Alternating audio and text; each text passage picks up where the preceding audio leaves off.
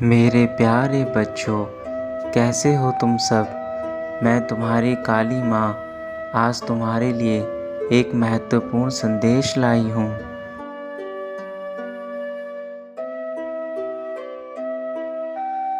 मेरे बच्चे, इस संसार को वही दिखाई देता है जो तुम उसे दिखाना चाहते हो, परंतु तुम्हारे भीतर क्या चल रहा है वह केवल मैं जानती हूँ और केवल मैं ही उसे देख सकती हूँ।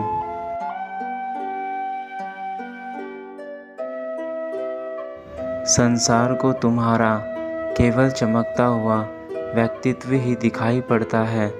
तुम्हारे भीतर चल रहे दुखों और तकलीफ़ों को केवल मैंने देखा है। तुम्हारे अंदर जो छुपा हुआ अंधकार है उसे मैं भली प्रकार से समझती हूँ।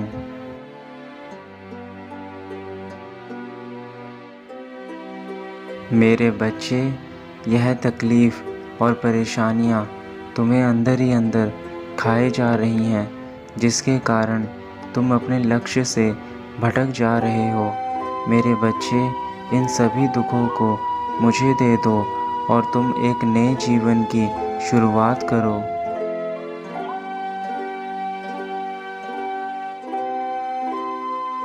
तुम बार बार अपने अंदर उठ रही बेचैनी को और परेशानी से भागने का प्रयास कर रहे हो, परंतु एक बात याद रखना, तुम बाहर की बुराइयों से तो भाग सकते हो, पर अपने भीतर चल रही बातों से भागना असंभव है।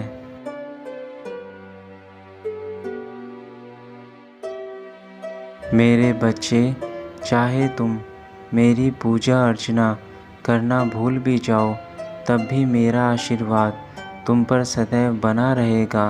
ऐसा इसलिए है क्योंकि मुझे पता है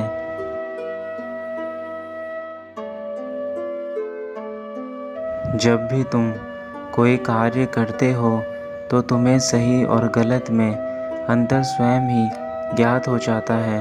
ऐसा इसलिए है क्योंकि तुमने मुझे अपने मन में बिठा रखा है।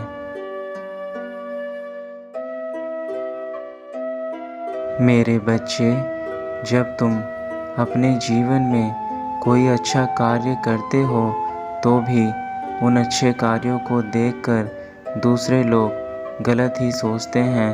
उन्हें लगता है कि उन अच्छे कार्यों में भी तुम्हारा कहीं ना कहीं स्वार्थ छुपा हुआ है।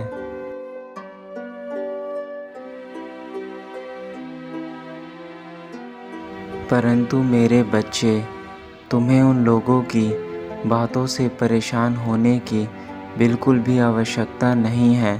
तुम जो कुछ भी कर रहे हो, यदि वह कार्य सच्चे मन से और साफ नीयत से किया जा रहा है तथा तुम्हें स्वयं पर विश्वास है, तो तुम्हें केवल और केवल अपने कार्य पर ध्यान देना चाहिए।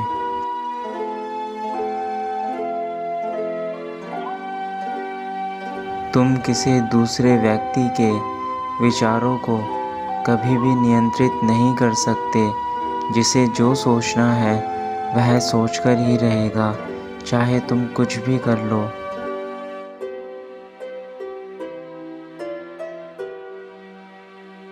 इसलिए मेरे बच्चे, तुम्हें दूसरों के बारे में सोचने की कोई आवश्यकता नहीं है।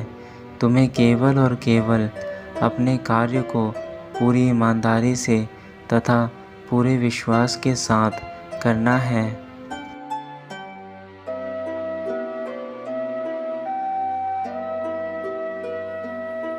तुम जो कार्य करते हो उन कार्यों का प्रभाव दूसरों पर भी पड़ता है।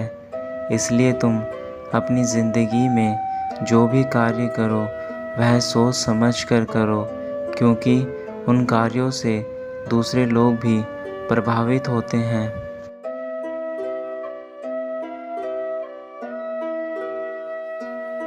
सभी का जीवन अलग अलग है, सभी के जीवन की परिस्थितियाँ भी अलग अलग हैं। तुम जो भी कार्य करते हो या कोई बात बोलते हो, दूसरे लोग उन बातों को अपने अपने जीवन की परिस्थितियों के अनुसार ही ग्रहण करते हैं।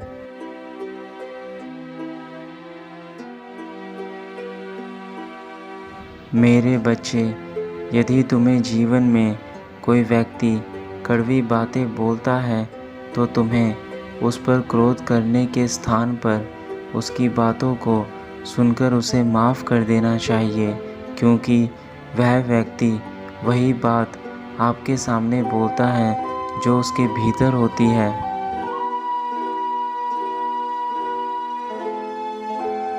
ऐसे व्यक्तियों को जितना ज्ञान प्राप्त होता है तथा जितनी शिक्षा वह ग्रहण कर पाते हैं, वह उसके अनुसार ही आपसे बात करते हैं। ऐसे व्यक्तियों पर क्रोध करने से कोई लाभ नहीं है।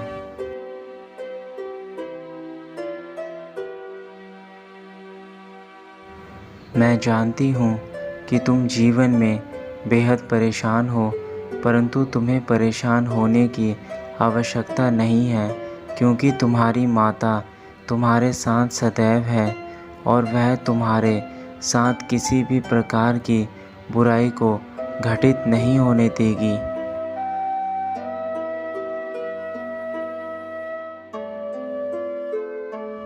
हर मनुष्य अपने जीवन में यह चाहता है कि उसे सुख और आराम की ज़िंदगी मिले, परंतु वह यह नहीं सोच पाता एक ऐसी ज़िंदगी पाने के लिए उसे कठिन परिश्रम करना होगा।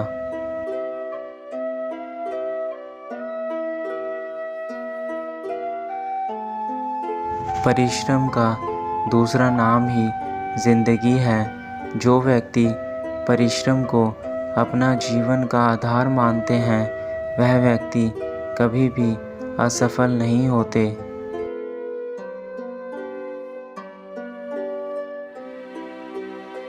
असफल व्यक्तियों के पास ना तो कोई जीवन का उद्देश्य होता है और ना ही जीने की कोई वजह।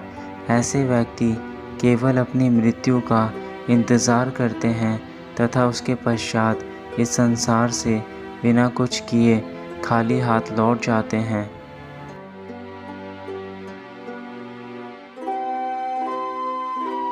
मेरे बच्चे, तुम्हें भली प्रकार पता है कि जीवन केवल एक बार मिलता है और यदि तुमने जीवन में भी कुछ नहीं किया तो तुम्हारा यह जीवन व्यर्थ है।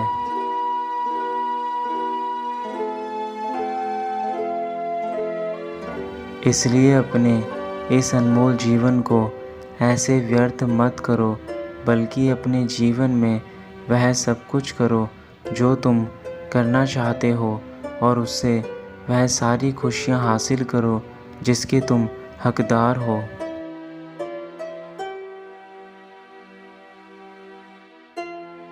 सदा खुश रहना मेरे बच्चे। तुम्हारा कल्याण हो।